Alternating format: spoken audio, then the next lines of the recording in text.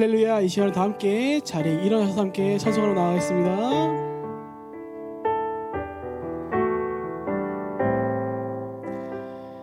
함께 고백하며 나갑니다. 우리에겐 소원이 하나 있네. 주님 다시 오실 그날까지 우리 가슴에 새긴 주의 십자가 사랑 나의 교회를 사랑케 하네. 주의 교회를 향한 우리만 희생과 포기와 가난과 고난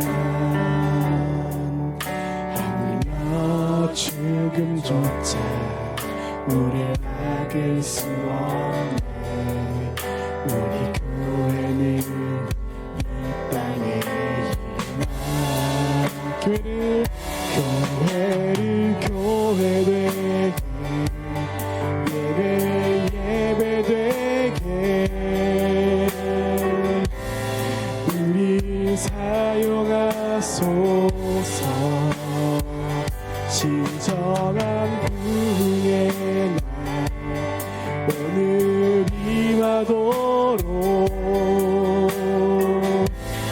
우리 사용하소서. 교회를 교회되게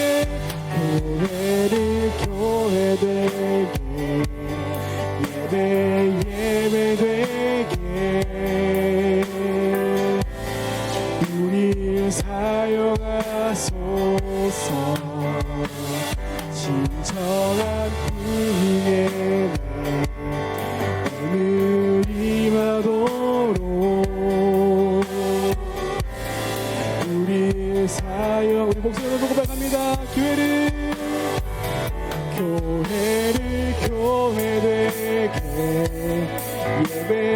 예배되게 우리 사용하소서. 진정한 부흥의 날 오늘이 와도록 우리 사용하소서.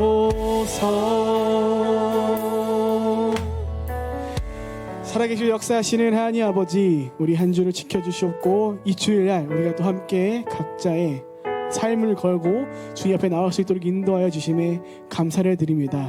주의 원컨대 우리 가운데 오늘도 주의 은혜를 더하여 주시어서 우리가 살아가는 모든 일상 가운데 우리가 빛과 소금으로서 우리까지 다가오는 모든 고난과 시험들로부터 이겨내는 진정 그리스도의 군사로서 그 시험을 이겨가는 삶을 살아갈 수 있기를 간절히 기도합니다.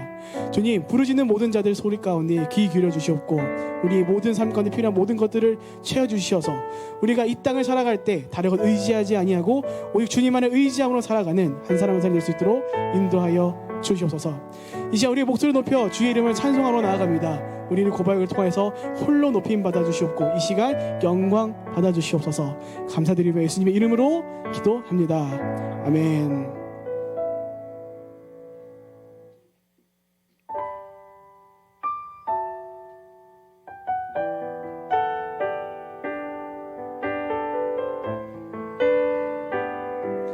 함께 찬송하며 나아갑니다. 세상의 유혹 시험이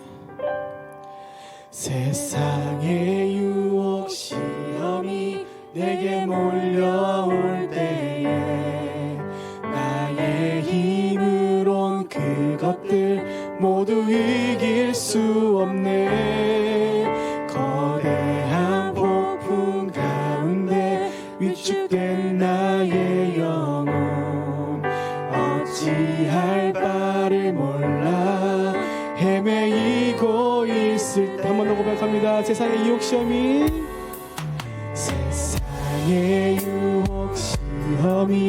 내게 몰려올 때 나의 힘으론 그것들 모두 이길 수 없네. 거대한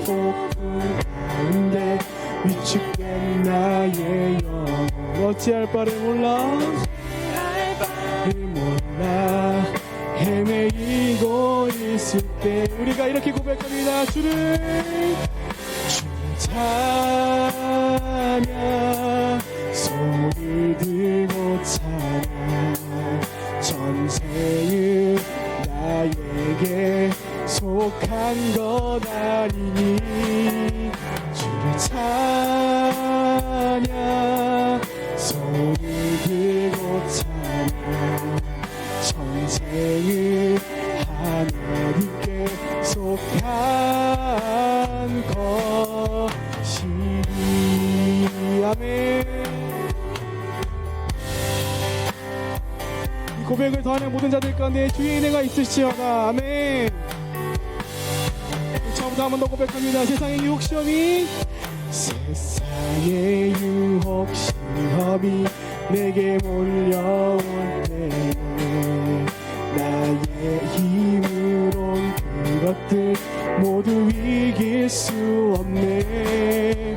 거대한 폭풍 가운데 위축된 나의 영혼 어찌할 바를 몰라 헤매이고 있을 때 강력 고백합니다. 주를 찬양 주를 찬양 소리 들고 찬양 전생은 나에게 속한 것 아니니 주를 찬양 소리 들고 찬양 전생은 하나님께 속한 것 우리 2절 고백하며 나갑니다. 거짓과 속임수로 거짓과 속임수로 가득 찬 세상 어디로 갈지 몰라 어디로 갈지 몰라 머뭇거리고 있네. 공중의 권세 지금도 우리들 실패와 절망으로 넘어뜨리려 하네. 3절 고백합니다. 주위를 둘러보면 아무도 없는 이 틈에 눈을 들면 보이는 분 계시네. 지금도 내 안에서 또 내 안에서 역사하고 계시네. 사망과 어둠의 권세 물리치신 예수님 주를 찬양 주를 찬양 소리 들고 찬양 전생은 나에게 속한 것 아니니 주를 찬양 소리 들고 찬양 전생은 하나님께 속한 것이니 영광 고백합니다. 주를 찬양 주를 찬양 소리 들고 찬양 전생은 나에게 속한 것 아니니 주를 찬양 소리 들고 찬양 전생은 하나님께 속한 것 우리 마지막 고백합니다. 주를 찬양 주를 찬양 소리 들고 찬양 전생은 나에게 속한 것 아니니 주를 찬양 소리 들고 전쟁은 하나님께 속한 전쟁은 하나님께 속한 전쟁은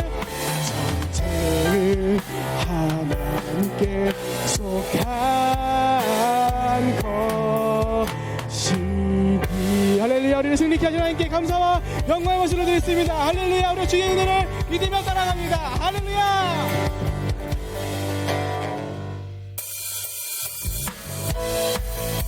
할렐루야. 우리 가운데 성령님께서 우리를 승리로 이끄실 것을 믿습니다. 할렐루야.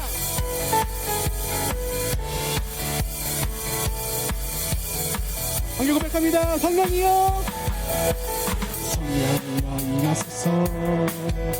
내 마음에 신령해 주님의 은혜에 담비 내려 나를 깜빡여 주옵소서.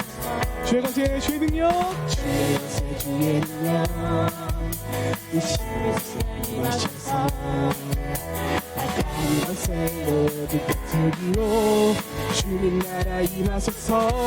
영광 할렐루야. 영광 할렐루야.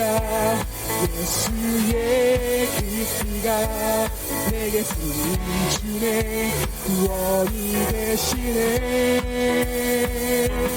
영광 할렐루야. 예수의 이름이 능력되네 소망이 되시네.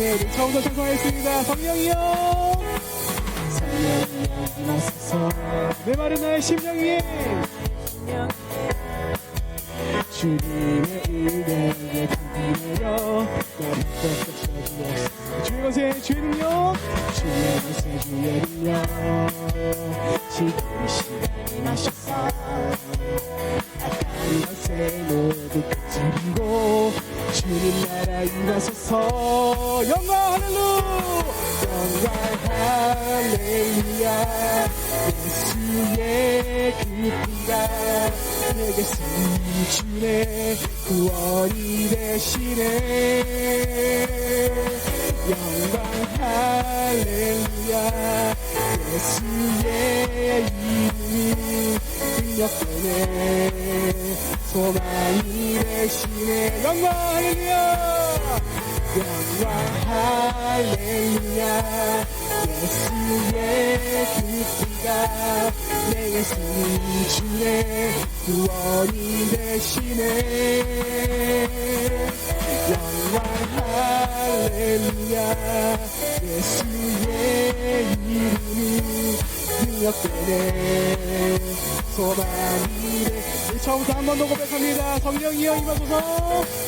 성령이여 임하소서. 내 마음에 신령해 주님의 은혜에 주님의 은혜에 담비 내려 나를 꺾어 주옵소서. 될 줄로 믿습니다. 아멘.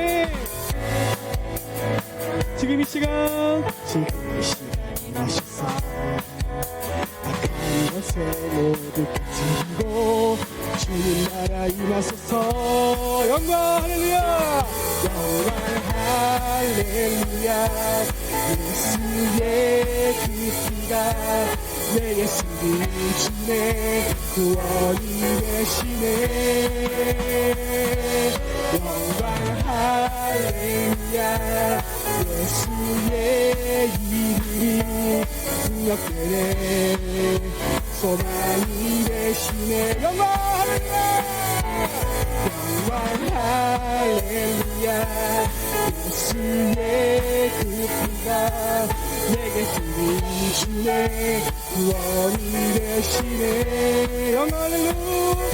영광 할렐루야. 예수의 이름이 능력되네 소망이. 우리 마지막으로 고백합니다. 영광 할렐루야. 영광 할렐루야. 예수의 피가 내게 쓰인 주네 구원이 되시네. 영광 할렐루야. 예수의 이름이 능력되네 소망이 되시네. 능력되네 소망이 되시네. 마지막 반복합니다. 능력되네 소망이 되시네. 할렐루야. 하나님께 다시 한번 감사의 박수 올려드리겠습니다. 아멘. 주님 우리 능력됩니다. 아멘. 이렇게 앉아서 계속해서 우리 찬양하겠습니다.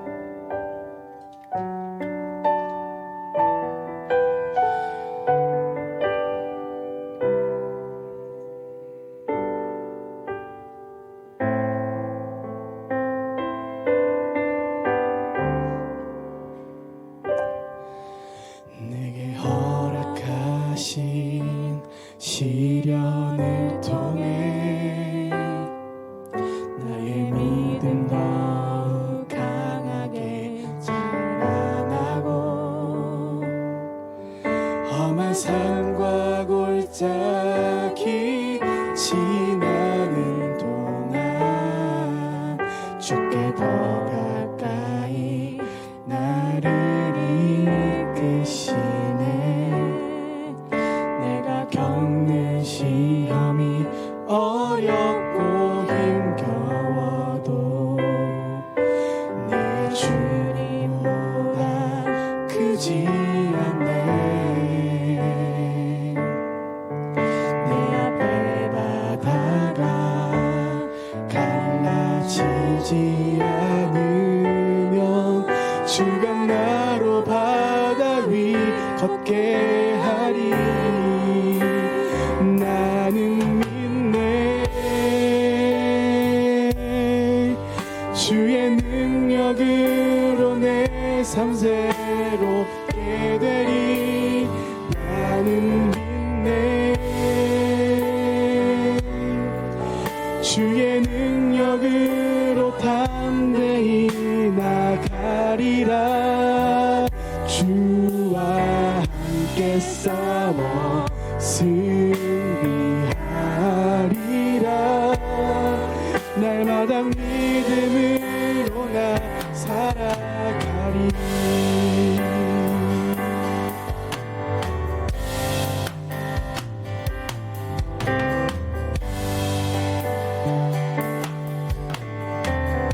처음부터 부탁합니다.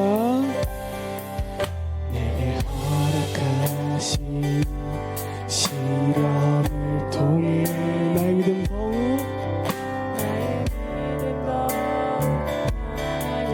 자라나고 험한 산과 골짜기 지나는 동안 주께 나를 이끄시네. 내가 겪는 시험이 어렵고 힘겨워도 내 주님보다 크지 않네. 내 앞에 바다가 갈라지지 않으면 주가 나로 바다 위 걷게 하리. 나는 믿네.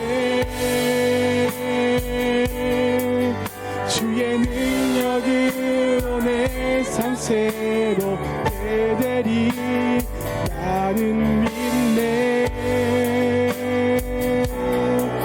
주의 능력으로 담대히 주와 함께 싸워 승리하리라. 날마다 믿음으로 나 살아가리. 나는 믿네. 나는 믿네. 주의 능력으로 내 삶 새롭게 되리. 나는 믿네. 주의 능력으로 담대히 나가리라. 주와 함께 싸워 승리하리라.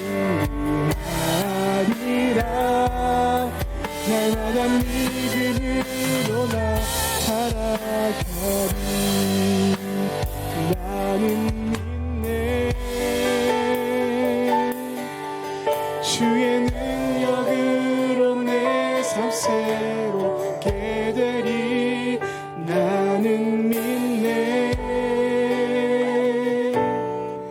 주의 능력으로 담대히 나가리라. 주와 함께 싸워 승리하리라.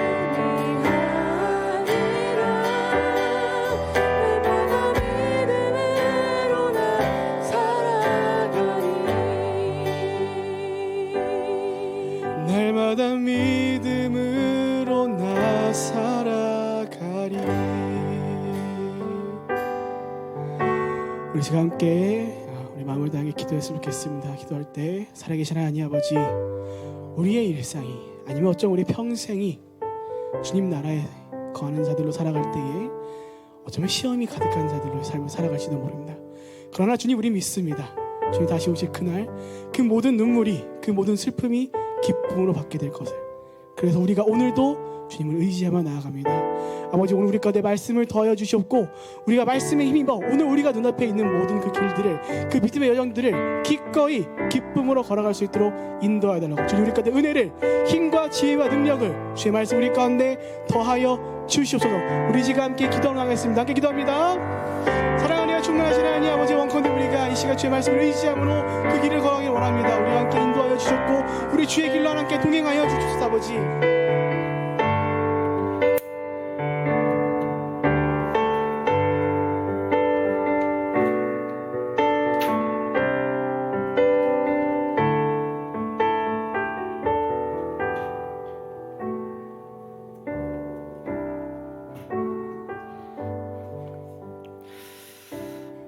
사랑과 은혜가 충만하신 하나님 아버지, 존귀와 영광받기 합당하신 우리 아버지께 몸과 마음을 다해 경배와 찬양을 드리오니 우리의 예배를 기뻐 받아 주시옵소서.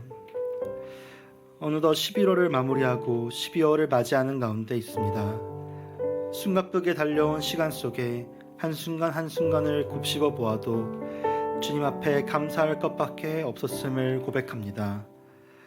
모든 걱정과 염려가 위로와 기쁨이 되었던 순간들이 많았음을 고백합니다.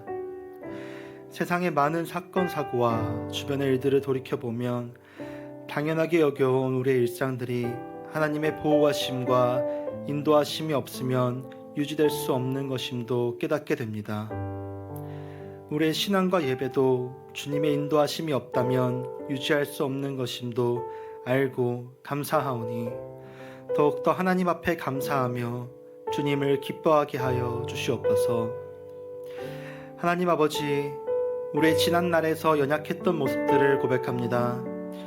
주신 은혜에 만족하고 감사하지 못했던 모습들, 나보다 더 낫다고 생각한 사람들과 비교하며 시기하고 질투하는 모습들, 나보다 약한 사람들을 낮게 여기고 업신여긴 모습들, 스스로를 사랑하지 못하고 자책하고 비난하는 모습들, 하나님으로 만족하고 하나님을 바라보기보다 세상의 가치와 물질과 시선을 의식하며 살아온 모습들을 이 시간 고백하고 회개하오니 우리의 연약한 모습을 용서하여 주시옵소서. 다시 한번 주님 한 분만을 바라보며 주님을 기뻐하고 받은 은혜와 사랑을 기억하며 서로를 사랑하는 주의 자녀 되게 하여 주시옵소서. 특별히 우리 믿음으로 사는 교회를 위하여 기도합니다. 하나님이 세우신 교회 가운데 하나님이 보내신 주의 종 목회자와 우리 성도들이 부름받아 모인 교회인 줄 믿습니다. 이 땅에 수많은 교회가 있으나 우리 믿음으로 사는 교회를 세우시고 여지껏 지금까지 이끌어 오신 것에 하나님의 놀랍고 숭고한 뜻이 있는 줄 우리는 믿습니다. 우리의 생각과 마음과 사고는 연약하여 하나님의 뜻을 충분히 헤아리지 못하오나 우리가 바라보고 의지하는 것은 우리의 생각과 주변의 상황이 아니라 믿음으로 주님의 그 뜻을 신뢰하는 것이오니 어떤 상황과 환경이라도 우리의 마음이 낙심하지 않고 또한 교만하지 않고 묵묵히 하나님의 뜻을 바라보며 언제나 순종하는 그런 교회가 되게 하여 주시옵소서. 특별히 연말을 맞아 준비하고 계획하는 모든 것들이 때로는 현실의 벽에 부딪혀 타협하고 위축될 때도 있지만 그럴 때일수록 하나님의 뜻이 무엇인지 부단히 묻고 주님이 우리에게 기뻐하실 일이 무엇인지 늘 간구하며 온 교회와 성도가 한 마음 한 뜻으로 한 방향으로 나아가게 하여 주시옵소서. 특별히 우리의 마음 가운데 우리 교회를 더욱더 사랑하고 아낄 수 있는 마음을 갖게 하시사 하나님이 우리 한 명 한 명에게 보내준 주님의 성전을 귀하게 여기고 늘 감사히 주신 것을 누리게 하여 주시옵소서. 특별히 김경훈 담임 목사님을 위해 기도합니다. 주님의 부름받은 종의 걸음을 주님께서 끝까지 인도하여 주시고 그 모든 향방을 주님의 지혜와 또 주님의 부르심에 따라 순종하게 하여 주시옵소서. 모든 순간 가운데에도 낙심하지 않고 강건케 하시고 굳건히 승리하는 주의 종 되게 하여 주시옵소서. 그 말씀을 통하여서 믿는 성도들이 하나님을 알고 하나님의 사랑을 깊이 체험할 수 있도록 하는 그런 목회자 되게 하여 주시옵소서. 목사님의 가정 가운데에도 사람이 생각하지 못하는 방법과 지혜로 하나님의 뜻을 발견하여 언제나 감사할 수 있는 은혜와 축복이 넘치게 하여 주시옵소서. 고영록 부목사님을 축복하여 주시사 교회와 성도들을 위해 헌신하는 그 삶을 주님께서 기뻐 받아주시고 온전히 주님께 드려진 목회자로 이 시대가 필요로 하고 더욱더 사랑으로 섬기는 목회자 되게 하여 주시옵소서. 목사님의 가정 가운데 부족함 없는 은혜와 축복이 넘치게 하여 주시옵소서. 교회를 위하여 헌신하는 이들을 늘 기억하여 주시고 눈에 보이지 않고 닿지 않는 것 같더라도 늘 지켜보시고 기억하시는 하나님만을 바라보며 묵묵히 그 자리를 지키는 성도 되게 하여 주시옵소서. 이 시간 주님만을 바라보며 온전히 주님의 뜻을 묻습니다. 늘 응답하여 주시고 우리를 주의 길로 인도하여 주시옵소서. 감사드리며 살아계신 우리 주 예수 그리스도의 이름으로 기도드립니다. 아멘. 할렐루야. 우리 앞뒤 옆들에게 손을 뻗어 함께 축복하며 나가겠습니다. 평화 하나님의 평화 하나님의 평강이 당신의 삶에 넘쳐나기를 평화 하나님의 평강이 당신의 삶에 가득하기를 축복합니다. 아멘. 사랑하고 축복합니다.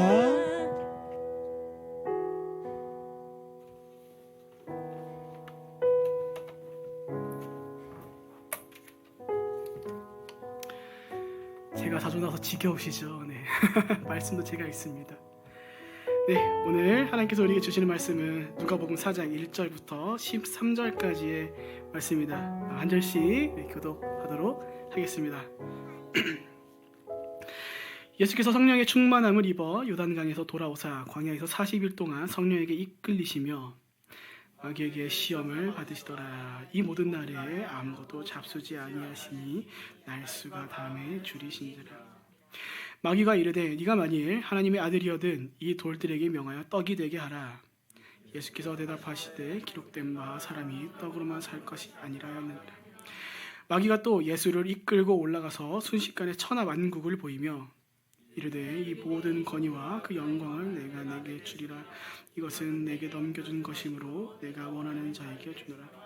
그러므로 네가 만일 내게 절하면 다 내 것이 되리라. 이것에서 대답하시되 기록된 바 주 너희 하나님께 경배하고 담한 그를 섬기라 하였느니라.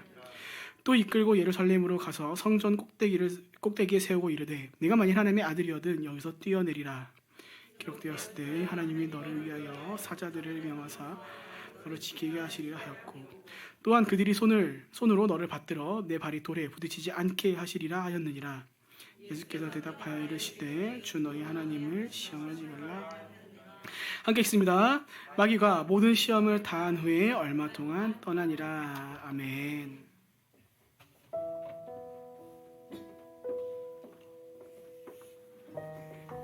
할렐루야. 주님의 이름으로 여러분을 환영하고 축복합니다. 우리 좌우에 있는 분에게 이렇게 인사하겠습니다. 주님의 이름으로 사랑합니다 라고 한번 고백하겠습니다. 주의 이름으로 사랑합니다. 네. 자, 오늘은 특별한 광고가 없고 다음 주일에 우리가 성찬식이 있습니다. 그리고 화요일마다 전교인 새벽 기도회를 하기로 했는데 요즘에 또 뜸하신 것 같은데 여러분들이 정성을 들여서 여러분들이 이날만큼 돌아가면서라도 참석해 주시면 감사하겠습니다. 자, 기도하겠습니다. 존귀하신 주님 감사합니다. 벌써 12월이 되었습니다. 내일부터 시작되는 12월은 올 한 해를 우리가 다시 마무리하는 동시에 내년에 우리 하나님께서 일하시는 그 일정들, 그 계획들을 바라보며 기대하며 기도하는 시간입니다. 사랑하는 성도들의 마음속에 있는 그 모든 것들이 하나님과 교통하게 하시고 하나님이 원하시는 그 자리에서 또 최선을 다하는, 충성을 다하는, 시험과 유혹에 흔들리지 않는 그런 굳건한 믿음을 가진 사랑하는 성도들의 삶이 되게 인도하여 주시옵소서. 가정마다 하나님 깊이 돌아봐 주시고 아픈 사람이 없는지, 외로운 사람이 없는지, 그리고 또 어려운 것은 없는지, 그렇게 해서 정말 합력하여 선을 이루는 우리의 가정이 되고 교회가 되고 공동체가 되게 하여 주시옵소서. 오늘도 주님의 말씀을 듣습니다. 우리에게 성령으로 임하여 주셔서 하나님 주시는 그 은혜와 깨달음을 가슴에 품고 살아가게 하여 주시옵소서. 예수님의 이름으로 기도합니다. 아멘. 아멘. 자, 오늘은 누가복음 강해를 이어서 합니다. 시험 받으신 예수님, 우리가 너무나 잘 아는 이야기죠. 오늘 이 말씀을 통해 또 하나님께서 주시는 그 메시지를 우리가 깊이 상고했으면 합니다. 우리의 삶에서 뭐 시험이라는 말이든 뭐 유혹이라는 말이든 뭐 이런 말을 들으면 순간 우리가 멈칫할 때가 있습니다. 신앙의 이력이 길든 짧든 시험 앞에서는 누구나 연약하게 되기 때문이죠.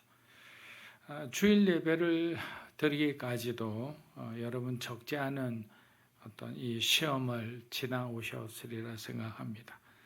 먼저는 육체의 피곤함을 이겨내야 하죠. 또 예배보다 더 매력적으로 보였던 그 선택들을 우리가 내려놓아야만 이 자리에 올 수 있습니다. 가정에서 오고 간 말 한마디에 마음이 불편했던 분들도 계실 겁니다. 뭐 대형교회 같은 경우에는 주차가 불편해서 뭐 뱅글뱅글 몇 바퀴 돌다가 결국 집으로 돌아가는 분들도 이전 교회에서는 많이 보았습니다. 예배의 자리를 지키는 것 자체가 이미 여러분은 하나의 시험을 통과한 은혜를 받은 사람이다 라고 말할 수 있습니다. 그래서 우리는 기도할 때마다 이렇게 묻기도 합니다. 하나님, 왜 이렇게 자꾸 하나님의 백성들에게 시험이 오고 유혹이 올까요? 왜 내 삶에서는 이러한 어려움이 끝이 나지 않을까요? 이것은 뭐 자녀된 우리가 아버지 하나님께 당연히 물어볼 만한 그런 기도 제목이라 생각합니다. 오늘 우리가 공부할 누가복음 4장 1절부터 13절은 바로 이 질문에 대해 성경이 주는 가장 깊고도 분명한 대답을 들려줍니다. 무엇보다 놀라운 사실은 시험을 받으셔야 할 이유가 전혀 없는 예수님께서 성령의 인도하심을 따라 스스로 광야로 들어가셨다는 사실입니다. 예수님은 그 광야에서 40일 동안 아무것도 드시지 않고 금식하셨습니다. 육체적으로 가장 약해지고 인간적으로 버틸 힘이 거의 남아있지 않는 바로 그 시간에 우리가 겪는 그 어떤 시험보다 훨씬 치열한 유혹과 정면으로 마주치게 됩니다. 그렇다면 우리는 이렇게 물어야 합니다. 주님은 왜 시험을 받으셔야 했나요? 단지 우리가 본받을 모범을 보여주시기 위해 예수님께서 굳이 하지 않아도 되는데 그 시험의 과정을 거친 것은 아닐까요? 만약 단순한 모범이 목적이었다면 예수님이 굳이 광야까지 가실 필요가 없으셨겠죠. 왜냐하면 뭐 주변이 모두 시험과 유혹과 갈등과 뭐 예수님을 공격하는 사람들의 그런 어떤 거짓으로 가득 차 있었기 때문이죠. 오늘 본문은 단순히 시험을 이기는 방법을 알려주는 말씀이 아니라 그보다 훨씬 깊은 하나님의 뜻이 담겨 있는 구절입니다. 아담이 넘어졌던 자리에서 예수님께서 어떻게 승리하시는지, 이스라엘이 광야에서 실패했던 바로 그 자리에서 예수님이 어떻게 끝까지 순종하셨는지, 그리고 그분의 승리가 오늘 시험과 유혹 속에 서 있는 저와 여러분에게 어떤 소망과 어떤 능력이 되는지를 바로 예수님의 시험을 통해 우리에게 말씀해 주고 있는 겁니다. 그래서 오늘 우리는 예수님이 걸어가신 그 광야의 길을 본문을 따라 한 걸음씩 한 걸음씩 우리 걸어가 보려고 합니다. 그 길에서 우리를 향하신, 또 여러분을 향하신 하나님의 마음을 발견하기를 축복합니다. 누가복음 4장 1절 2절 우리 한번 읽어보겠습니다.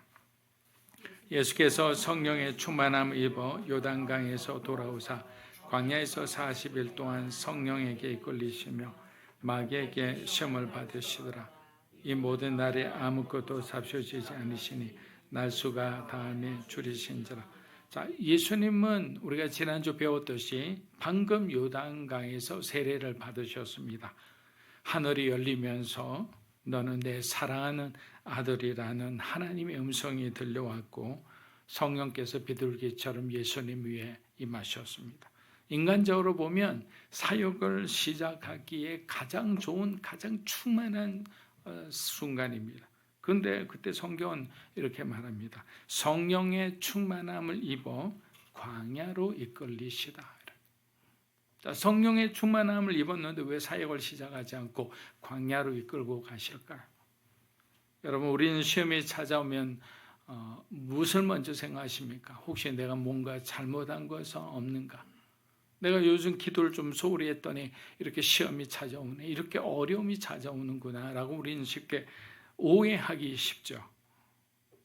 마치 하나님과 내가 멀어진 것 같은 느낌이 들 때도 있습니다. 하지만 예수님의 시험은 바로 성령 충만한 상태에서 이루어졌다는 사실입니다. 그리고 이끌리시며라는 단어도 중요합니다.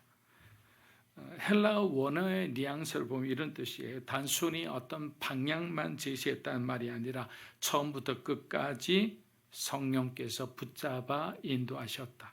자, 다른 말로 하면 예수님은 광야의 고독과 침묵 속에서도 단 한 번도 성령과 떨어지지 않았다라는 거예요. 우리의 삶은 어떻습니까? 어려움이 어떻습니까? 어려움이 오면 어느 순간에 성령님은 어디로 가는 데 없어요. 우리는 세상을 붙들고 있고 사람을 붙들고 있고 나 자신을 붙들고 있는 거예요. 그러나 예수님은 그 고독의 시간에도, 그 배고픔의 시간에도 성령 하나님과 하나가 되어 있었다. 그러므로 우리가 겪는 시험을 여러분 곧바로 하나님의 징계로 이렇게 오해해서는 안 됩니다. 아브라함이 모리아 산에서 요셉이 감옥에서 보냈던 시간은 그냥 버려진 시간이 아니라 하나님의 손안에 있던 바로 은혜의 시간이었던 거예요. 우리가 흔히 말하잖아요. 모세의 40년을 많은 사람들은 이해하지 못하죠. 요즘처럼 합리적이고 시간을 아껴 쓰는 사람들에게 그 40년을 그냥 낭비한 것을 왜 하나님 그렇게 하시나요? 10년이면 충분하지 않았나요? 20년이면 충분하지 않았나요? 라고 항변하는 사람도 있겠지만 우리는 그것을 거룩한 낭비라고 했습니다. 여러분의 삶에도 그런 거룩한 낭비의 시간이 있는 거예요. 그래서 때로는 조급해하지 말고 조바심을 내지 않아야 되는 거예요. 사람들과 비교하기 시작하면 내 마음이 먼저 막 어찌할 바를 몰라서 긴장하고 그 조바심에 결국에는 다른 선택을 합니다. 왜? 하나님의 말씀을 들을 여유조차 없기 때문에. 그리고 그 선택한 결과는 여러분들도 잘 아시지만 항상 우리를 불행하게 만듭니다. 우리도 마찬가지입니다. 어떤 시험은 우리의 죄 때문에, 우리의 부족함 때문이지만 어떤 시험은 하나님이 여러분을 더 깊이 빚기 위해, 여러분을 더 빛나는 사람이 되기 위해 허락하시는 자리일 수도 있다는 거예요. 본문 2절은 예수님의 상황을 한 문장으로 요약합니다. 2절에 보면 뭐라고 되어 있습니까? 줄이신지라. 예수님은 40일 동안 금식하셨죠. 몸은 지치고 마음은 고독에 잠겨 있으며 육체의 힘은 거의 남아있지 않습니다. 여러분 40일 금식을 해보시지 않으셔서 그 상태를 잘 모르실 거예요. 물론 영은 맑고 하나님을 향해 이렇게 활짝 열려 있지만 육신은 힘든 것은 부인할 수 없습니다.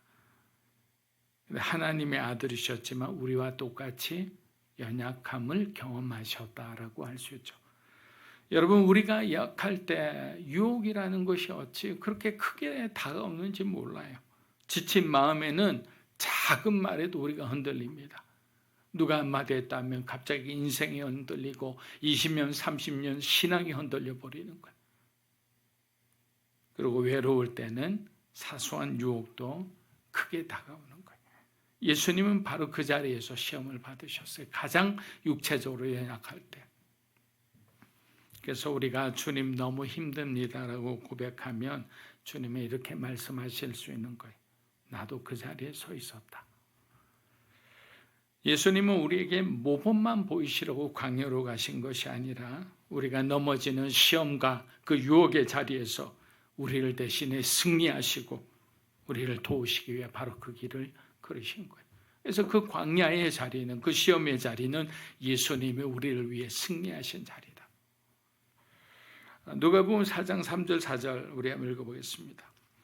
마귀가 이르되 내가 만일 하나님의 아들이거든 이 돌들에게 명하여 떡이 되게 하라. 예수께서 대답하시되 기록된 바 사람이 떡으로만 살 것.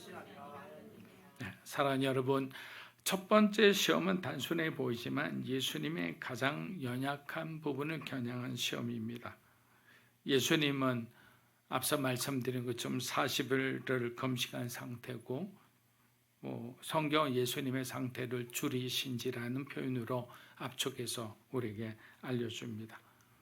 바로 그 순간 사단은 그 틈을 파고드는 거죠. 뭐라고 말합니까? 네가 정말 하나님의 아들이라면 이 돌들을 떡이 되게 하라. 말은 그럴듯합니다. 그러나 그 속에는 숨은 의도가 들어있습니다. 네가 정말 하나님의 아들이라면 왜 하나님이 너를 이런 상태로 두고 계시겠느냐라는 거예요. 지금 네가 겪는 배고픔과 고독, 이 무기력감, 이 모든 것이 정말 하나님의 사랑에 맞는지를 증명해보라고. 여러분, 사탄은 언제나 말씀을 근거로 해서 우리에게 질문하지 않아요. 항상 의심 위에서 질문을 합니다. 아들의 정체성을 흔들고 우리 하나님을 향한 그 아버지의 사랑을 흔들어야 되는 거예요. 그리고 이 시험은 예수님만 받은 것이 아닙니다. 우리도 똑같은 속상임을 듣게 됩니다. 하나님이 널 사랑한다면 너의 자녀들 중에 왜 이런 일이 생기냐? 하나님이 함께 계신다. 왜 내 삶에는 아무런 변화가 없느냐? 정말 네가 하나님의 친자녀라면 하나님이 이렇게 오랫동안 어려운 가운데 두실 리가 있느냐? 이것은 삶으로 공격하는 거예요. 환경으로 공격하는 거예요. 제가 여러 번 말씀드린 것지만 환경의 메시지에 속아 이렇게 우리가 넘어지는 사람들이 너무 많습니다. 눈앞에 보이는 것이 너무 크게 보이고 너무나 현실적이라는 것은 부인할 수 없는 사실입니다. 그러나 말씀이 아니라 환경을 보는 순간 환경 뒤에 숨어있는 그 사단의 그 속임에 우리는 재물이 되고 마는 거예요. 여러분, 사단의 전략에는 어제나 오늘이나 영원토록 변함이 없습니다. 하나님의 사랑을 흔들고 우리의 정체성을 의심하게 만드는 겁니다.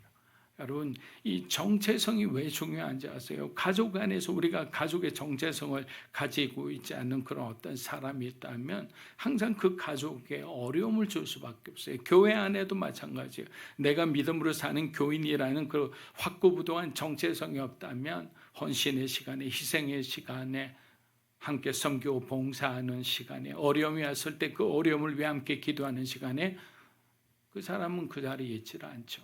왜? 내가 이곳에 성도라는 그 어떤 정체성이 없기 때문에. 저와 여러분도 마찬가지예요. 그리스도인으로서 정체성이 없다면 시험이 올 때마다 넙죽넙죽 받아들일 거예요. 유혹에는 그냥 속절없이 무너지게 되는 거예요. 여러분, 돌을 떡으로 만든다는 게 어려운 일은 아니죠. 예수님에게는. 예수님이 원하신다면 얼마든지 하실 수 있는 일입니다. 문제는 떡 자체가 아니라 때와 방법이라는 거예요. 하나님보다 필요를 먼저 붙드는 마음, 바로 그것이 시험의 대상이었던 거예요. 너희가 필요하나? 근데 분명히 하나님 뭐라고 얘기하셨어요? 사울에게 사무엘이 올 것이라고 얘기했죠. 사무엘이 분명히 당부하고 갔잖아요. 근데 환경의 메시지에 속았죠. 왜? 이스라엘 군대들이 탈영하기 시작했어요. 그것을 보는 순간에 자꾸만 조급해지는 거예요. 이러다가 이스라엘이 무너지겠다. 이러다가 내가 적의 칼에 죽겠다. 그래서 자기가 사무엘을 대신해서 제사를 드리는 순간 사울은 하나님으로부터 버림받게 되는 거예요. 여러분, 이삭이 오기 전에 그 이스마엘의 유혹은 우리가 생각하기에 그럴 수 있겠구나 정도가 아니라 그것을 선택할 수밖에 없을 정도로 아주 용이 주도하고 그렇게 어려운 그런 치명적인 그런 어떤 시험이었습니다. 처음에 아브라함에게 첫 번째 시험은 바로 그의 종 엘리에셀이었죠. 오랜 시간이라는 것은 그에게는 그의 어떤 가족들에게는 위기였습니다. 왜냐하면 당시에는 그 가족들, 종족들을 중심으로 유지되었는데 그 가문의 계승이 되지 않는다는 것은 그 가문의 미래가 없어지는 것과 마찬가지였던 거예요. 그래서 그는 늘 자기 후사를 고민하고 또 그렇게 하나님께 간구했는데 하나님은 하나님의 시간에 하나님이 선택한 이삭을 통해 주신 거예요. 근데 그 앞에 실수하잖아요. 이삭도 선택하고 이스마엘도 하갈을 선택해 이스마엘도 넣고 이게 바로 우리 인생입니다. 하나님께서 이끌어 가시는 정도를 가지 않고 항상 옆길로 가고 그렇게 세면서도 결국 하나님 끄집어서 하나님이 원하시는 우리에게 계획하신 그 길을 가게 하시는 거죠. 그래서 예수님 뭐라고 말씀하십니까? 신명기 8장 3절입니다. 한번 읽어보겠습니다. 기록되어서되 사람이 떡으로만 여호와의 입에서 나오는 모든 말씀으로 사는 줄을 알게 하려 하십니다. 이스라엘이 광야에서 배고픔을 경험했던 이유는 하나님이 그들을 어렵게 하시려는 것이 아니라 너희는 떡으로 사는 존재가 아니라 하나님의 말씀으로 사는 존재라는 것을 깨닫게 하시려는 거예요. 예수님은 우리가 당장의 필요보다 말씀을, 당장의 어떤 능력보다 순종을 우리에게 원하셨던 겁니다. 그리고 하나님의 때를 존중하며 그 시간 속에 살아가기를 원하셨어요. 왜? 그것이 예수님이 걸어가신 길이고 우리가 걸어가야 할 구원의 길이기 때문에. 왜? 주님의 뜻에 구원이 있지. 우리가 아무리 합력해서 좋은 일을 한다 해도 그곳에 주님이 없다면, 십자가가 없다면 그것이 어떻게 부흥할 수 있고 그것이 어떻게 영광스러운 하나님의 일이 될 수 있겠습니까? 누가복음 4장 5절에서 8절 한번 읽어보겠습니다. 마귀가 또 예수 이르되 이 모든 권위와 그 영광을 내가 내게 주리라. 이것은 그러므로 내가 만일 내게 절하면 다 내 것이 되리라. 예수께서 대답하여 이르시되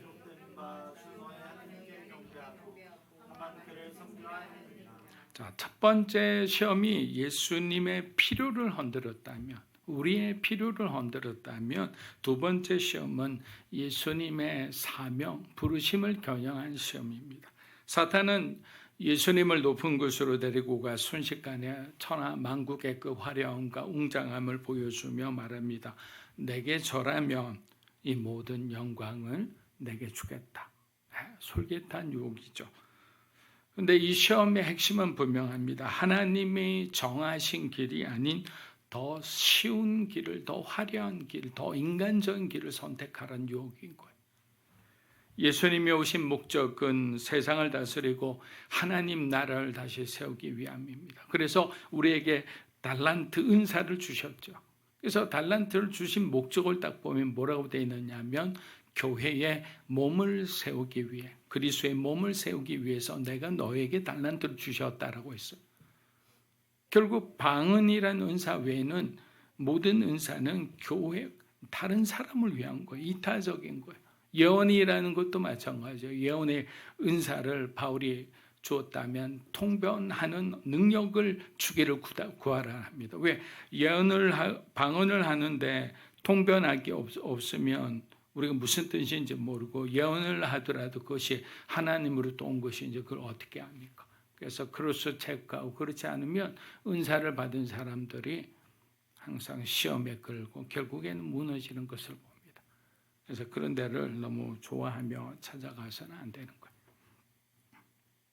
그래서 사탄은 우리에게 뭘 요구하겠어요? 십자가 없는 왕국, 순종 없는 영광, 고난 없는 통치를 예수님에게 제시하는 거예요. 그저 가져라. 여러분, 십자가 없는 왕국, 순종 없는 영광, 고난 없는 통치라는 것은 우리의 삶으로 비유하면 그냥 순탄한 길을 주는 거예요.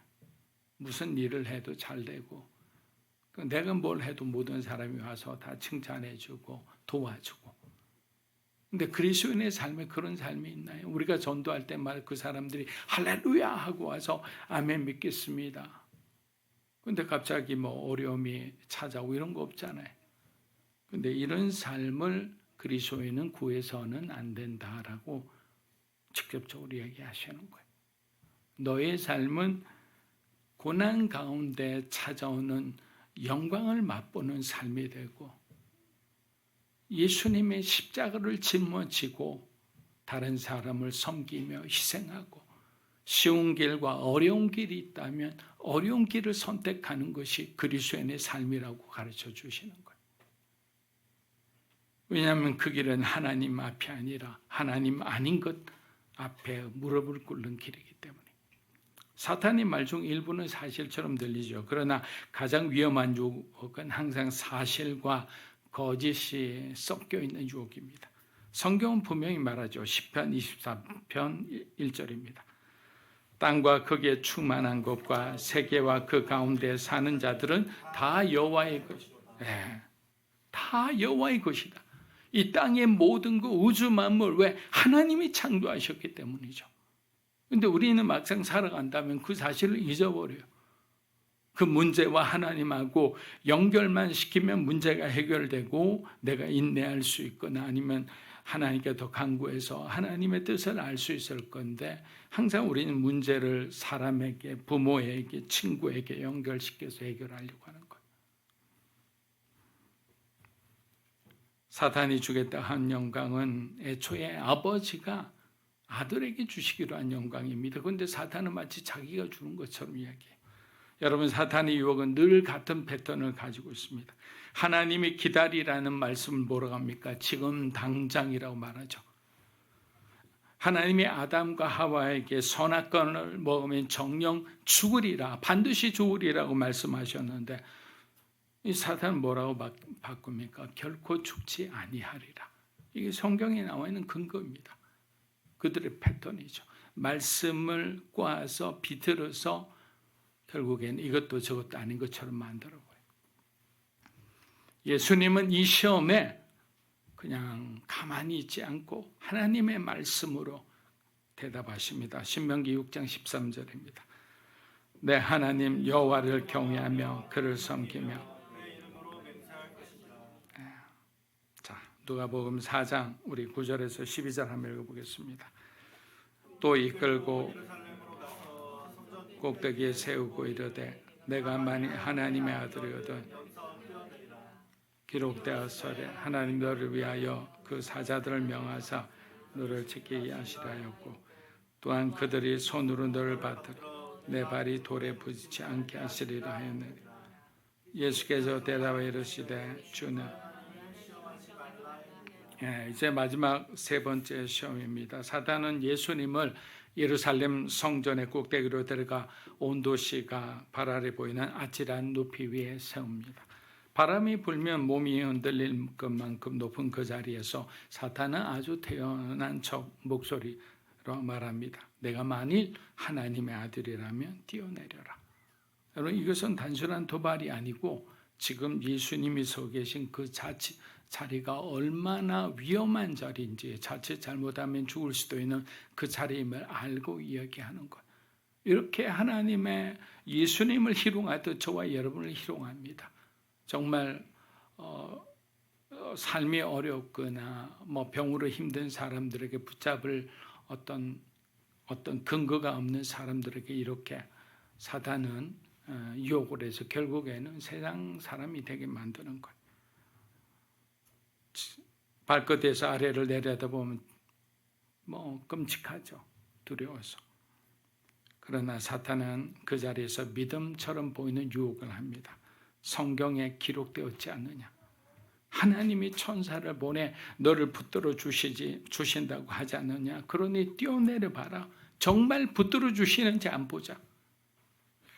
여러분, 이것이 바로 사탄의 전략입니다. 죄를 죄가 아닌 것처럼 보이게 만들고 시험을 마치 믿음의 도전처럼 그렇게 바꿔버립니다.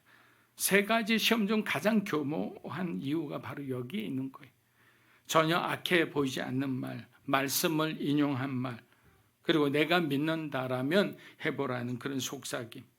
근데 그 안에 있는 숨은 목적은 하나님을 신뢰하지 말고 하나님을 시험하라는 거예요.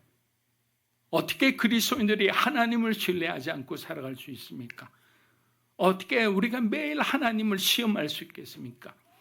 맨날 기도원의 페이지를 드러내고 기도원도 이렇게 했는데 우리도 하나님께 이렇게 해주시라고 시험해보면 어떻겠습니까? 정말 낮은 수준의 그런 어떤 믿음이라고 말할 수밖에 없습니다. 물론 특별할 때, 정말 특별한 상황에서는 하나님께서는 기도원처럼 그렇게 어떤 하나님의 뜻을 확인한 절차를 우리에게 주시죠. 그러나 지금은 기도원의 시대가 아니라 예수님이 오셨고 성령의 시대를 살고 있는데 언제든지 하나님 앞에 누구든지 무릎 꿇으면 하나님께서 그들과 소통하시고 성령님께서 우리에게 지혜를 주시고 계시를 주시고 우리 마음속에 감동을 주시는 그 시대인데 지금 어디입니까? 저기입니까? 양털에 물 젖었습니까? 제가 10분 동안 가는 동안 할아버지 이런 몇 사람 만난다면 하나님의 뜻이라고 생각하겠습니다. 이런 걸 해서는 안 되는 거예요. 하나님을 신뢰하는 것이 믿음이지 하나님을 시험해서는 안 됩니다. 말씀을 마무리합니다. 예수님은 사람들 앞에서 보여주기 위한 기적, 자기 영광을 드러내는 기적, 하나님을 시험하려는 이 기적 모두를 거절하셨어요. 뭐라고 말씀하셨습니까? 주 너의 하나님을 시험하지 말라. 아멘이십니까?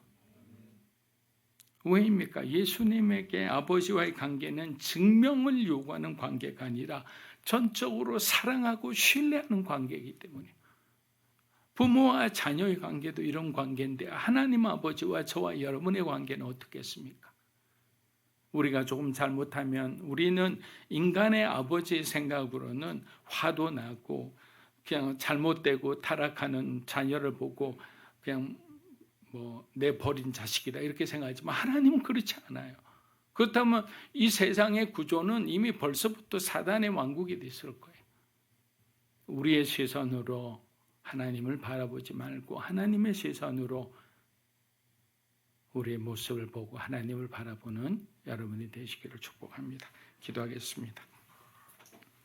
좋으신 아버지 하나님 감사합니다.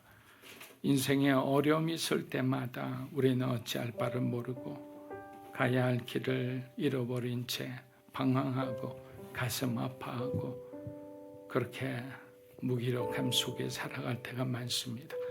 그러나 오늘 말씀처럼 예수님께서 우리를 위해 먼저 시험 받으셨고 고난 당하셨고 이 모든 것이 우리의 승리를 위해서라고 하셨습니다. 주님을 기억하며 주님이 걸어가신 그 구원의 길, 생명의 길을 우리도 걷게 하여 주시옵소서.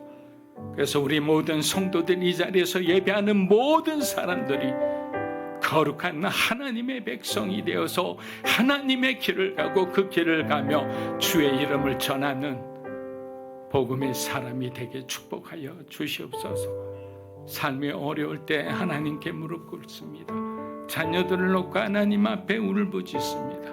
그러나 하나님은 합력하여 선을 이루고 하나님의 때에 모든 것이 정상적으로 바로잡히듯이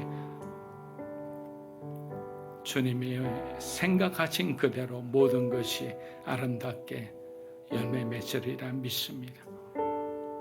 여러 가지로 하나님께 기도하는 성도들이 있습니다.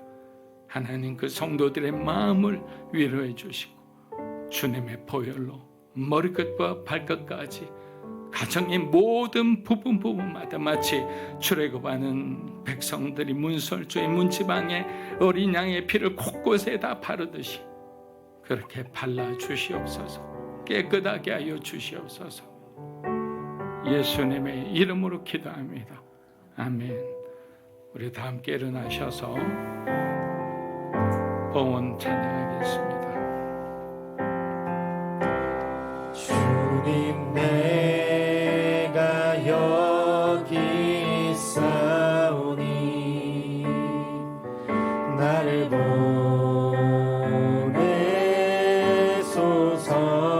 보내소서. 나의 맘 나의 몸 주께 드리오니 주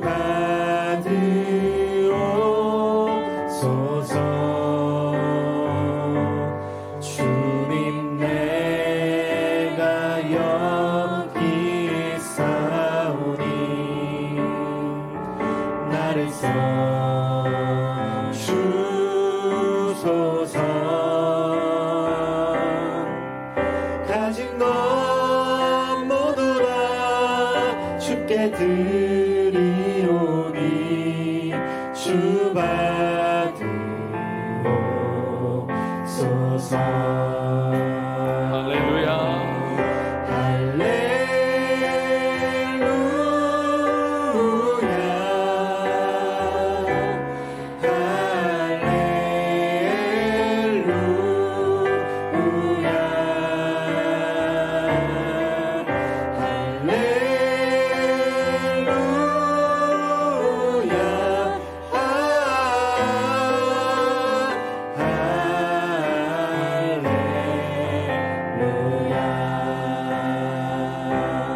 나를 받으옵소서. 나를 받으옵소서.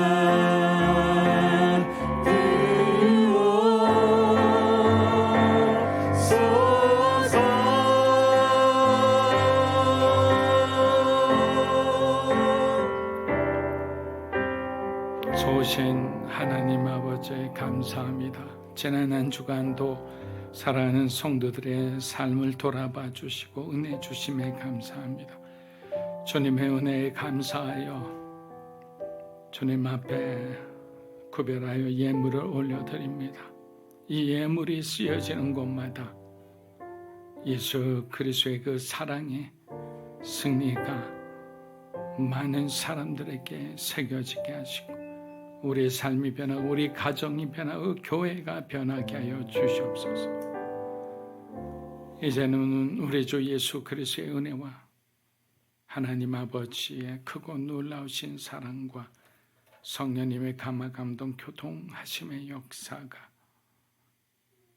그리스도께서 시험 받으신 것처럼 우리의 삶에도 시험이 찾아오더라도 주님의 걸어가신 그 길을 생각하며 믿음으로 승리하기 원하는 사랑하는 믿음으로 사는 교회 성도 한 분 한 분의 삶과 가정과 소중한 자녀들 위해 이 자리에 계신 하나님의 거룩한 백성들 위해 영상으로 예배드리는 주님의 귀한 동역자 위해 이 나라 민족과 한국 교회와 우리 선교사님 위해 이제로부터 영원토록 함께 하시기를 간절히 축원하옵나이다. 아멘.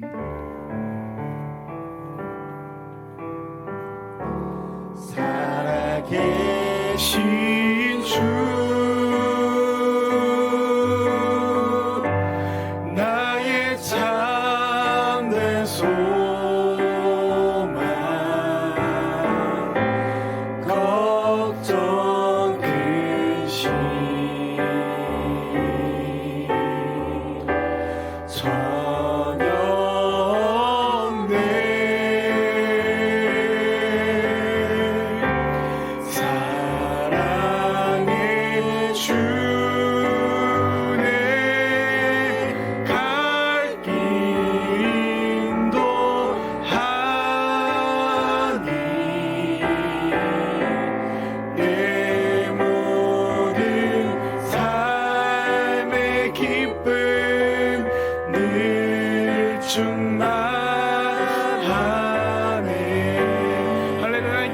감사의 박수 드리겠습니다. 아멘.